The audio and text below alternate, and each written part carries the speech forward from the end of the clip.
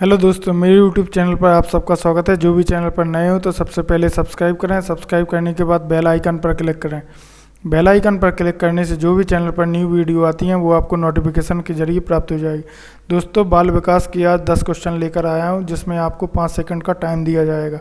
और दोस्तों, बाल विकास के डेली आपको 10 क्वेश्चन अवेलेबल कराए जाएंगे। मॉर्निंग में आप सुबह सबसे पहले 7 बजे उठकर इन 10 क्वेश्चनों को याद करें। और दोस्तों, ये यूपी टेट, सी टेट और जितने भी टेट से रिलेटेड एग्ज़ाम होंगे सबके लिए हेल्पफुल रहने वाली है। तो चलते हैं पहले क्वेश्चन पर।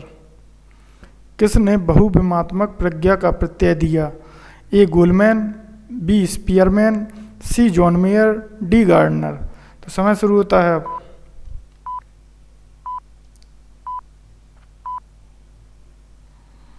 D gardener. बहुविमात्मक प्रज्ञा या बहुबुद्धि का सिद्धांत हॉवर्ड गार्डनर द्वारा सन 1983 में प्रतिपादित किया गया था। इन्होंने 8 प्रकार की बुद्धि बताई। तो चलते हैं नेक्स्ट क्वेश्चन पर। शिक्षा में अवरोधन का तात्पर्य क्या है? ए बालक का विद्यालय में प्रवेश न लेना, बी बालक का विद्यालय न जाना, सी बालक द्वारा विद्यालय छोड़ देना, डी किसी बालक का 1 वर्ष से अधिक समय तक एक ही कक्षा में रहना। तो समय शुरू होता है।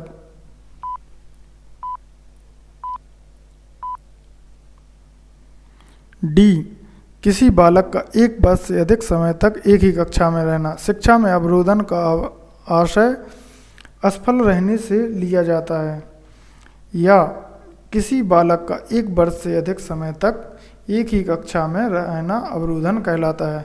तो चलते हैं नेक्स्ट क्वेश्चन पर। निम्न में से किसने अधिगम सिद्धांत का प्रतिपादन नहीं किया? ए कोहलर, बी स्किनर, सी बी.एस. Bloom, D Thorndike. तो समय शुरू होता है अब।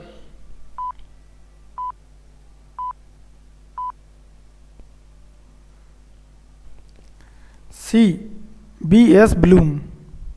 बी.एस. ब्लूम तथा उसके सहयोगियों ने सन 1956 में शिक्षण अधिगम के उद्देश्यों का वर्गीकरण प्रस्तुत किया था। कोहलर ने अंतर्दृष्टि अधिगम सिद्धांत का प्रतिपादन किया। स्किनर ने अधिगम का क्रिया प्रसूत अनुबंधन सिद्धांत प्रतिपादित किया। थॉर्नडाइक ने अधिगम का संबंधवाद सिद्धांत प्रतिपादित किया। तो चलते हैं नेक्स्ट क्वेश्चन पर। अभिप्रेरणा के मूल प्रवृत्ति सिद्धांत के प्रतिपादक कौन थे? ए मैकडूगल, बी अब्राहम मैस्लो, सी सिम्पसन, डी विलियम जेम्स। तो समय शुरू होता है अब।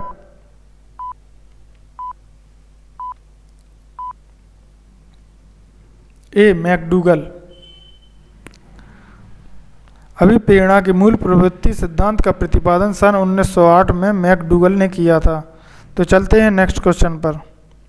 समावेशी कक्षा में किस प्रकार के छात्र शामिल होते हैं? ए केवल विशिष्ट छात्र, बी सामान्य और विशिष्ट छात्र, सी केवल सामान्य छात्र, डी बहुभाषी और प्रतिभाशाली छात्र। तो समय शुरू होता है अब।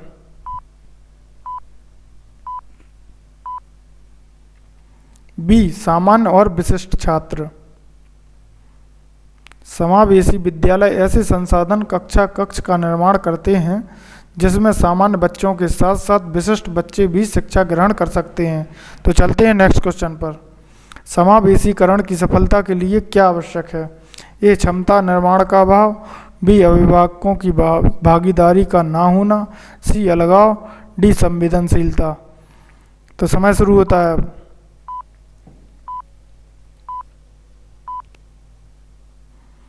डी संवेदनशीलता। समावेशीकरण की सफलता के लिए संवेदनशीलता अत्यंत आवश्यक है। तो चलते हैं नेक्स्ट क्वेश्चन पर। कौशलों के स्थानांतरण के लिए कौन सा उपयोगी है? ए कौशल अंतरण एक गति है ना कि उद्देश्य, बी रेखीय अभिक्रम, सी शाखीय अभिक्रम, डी तैयारी और अर्जन। तो समय शुरू होता है।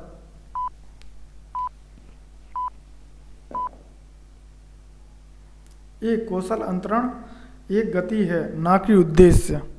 एक चरण से दूसरे चरण में संक्रमण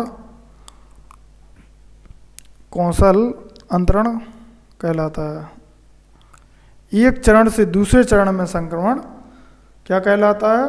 कौशल अंतरण कहलाता है। तो चलते हैं नेक्स्ट क्वेश्चन पर।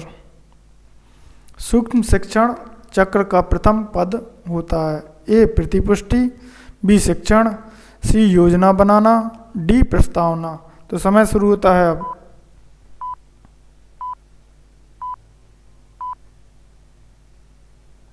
सी योजना बनाना। A.W. एलन को सूक्ष्म शिक्षण का जन्मदाता माना जाता है। तो चलते हैं नेक्स्ट क्वेश्चन पर। अनुकूलित अनुक्रिया सिद्धांत किसके अनुकूलन पर बल देता है? ए तर्क, बी व्यवहार, सी चिंतन, डी अभिप्रेरणा। तो समय शुरू होता है अब।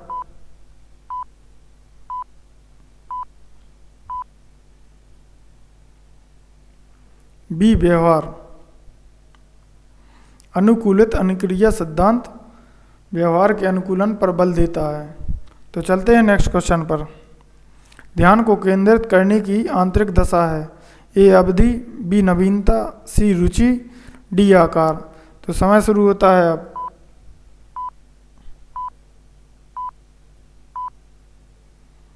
सी रुचि।